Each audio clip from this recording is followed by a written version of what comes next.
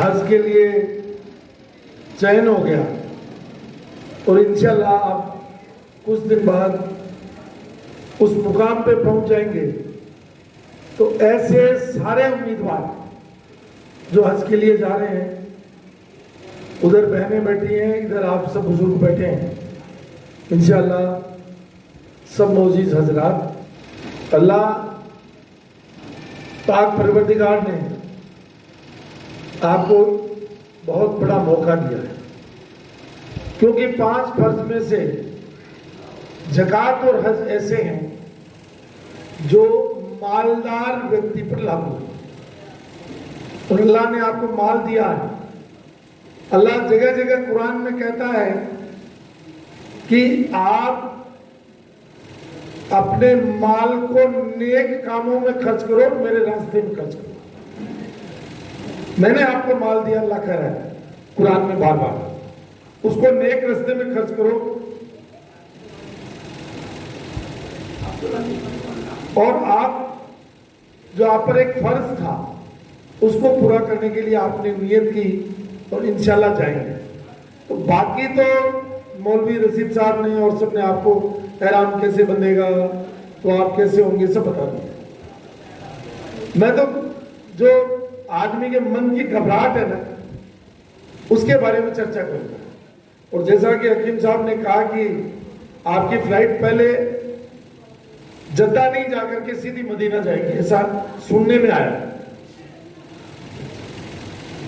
तो मदीना जाएंगे तो हमारे प्यारे नबी मोहम्मद मुस्तफा सल्लल्लाहु अलैहि वसल्लम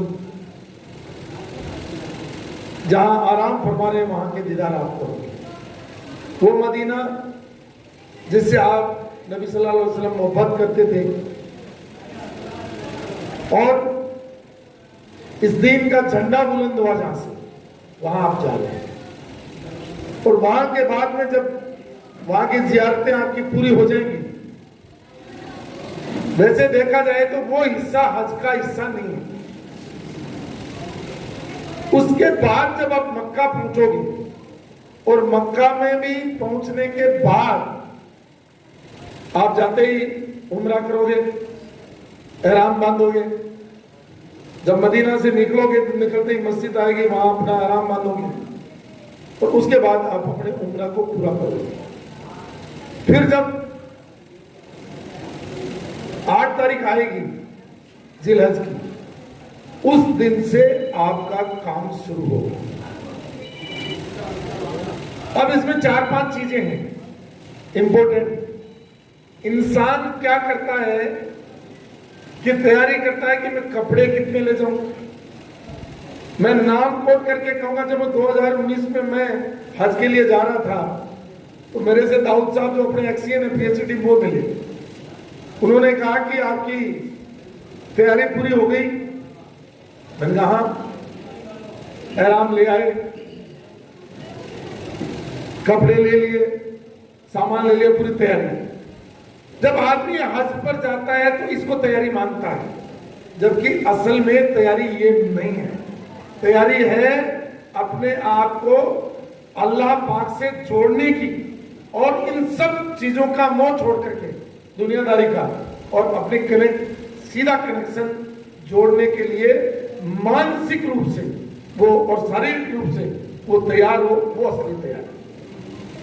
हजरत इब्राहिम अलैहिस्सलाम की पुकार पे अल्लाह को जवाब दिया था, लब्बैक अल्लाहुम्मा लब्बैक, यानी मैं हाजिर हूं। किसके सामने?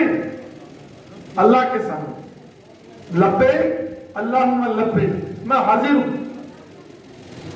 अब जब तक हम शारीरिक रूप से और मानसिक रूप से हाजिर नहीं होंगे, तब तक ये दुनियादारी अपना पीछा नहीं छोड़ेगी।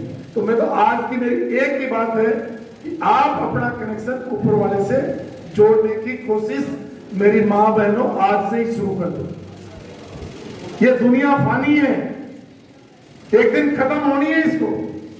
इसकी कोई भी चीज आपके साथ नहीं जाएगी।